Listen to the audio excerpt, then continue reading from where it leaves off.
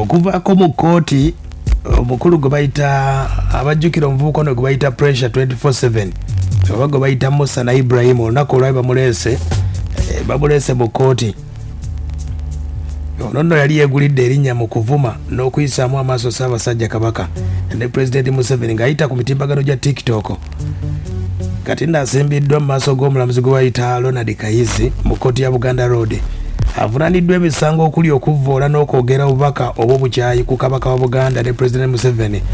Wabula omukulu pressure gwe bayita pressure 24 ategeezezza omulamuzi nti ebyo byonna byakola mu butambi.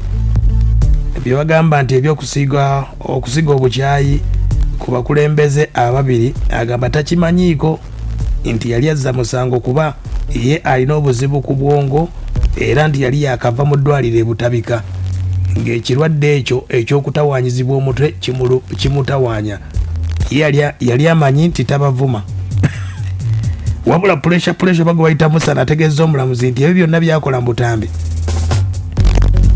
nti emizimu gy'Abassekabaka gye gimusumbuwa nga gimugamba agende addaabiriza amasiro, wabula nti yagezaako okuwandiikira Obwakabaka wa Buganda okubategeeza nti talina nsimbi baddaabiriza amasiro, wabula nga tebamwanukula. Kati ensonga bwe ziri bwe zityo, omukulu gwe bayita pressure agambye nti ye abadde atawaanyizibwa omutwe era abadde yakava Butabika, era mwabadde bamugoberera ku mutimbagano ku TikTok nga mugamba nti yali ategeezezza nga 11 Ogwokusatu bagenda kwekalakaasa bawamba olubiri. Pressure ng'ayita ku mutimbagano yavuma buli kiramu, era oba okebedde ku TikTok bikyaliyo.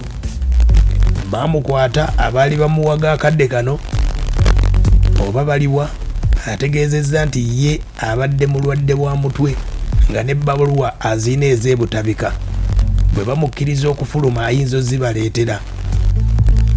Naye ate n'ategeeza nti Obwakabaka wa Buganda yabuweereza, yali ayagala butegeeza nti emizimu gimutawaanya egy'Abassekabaka.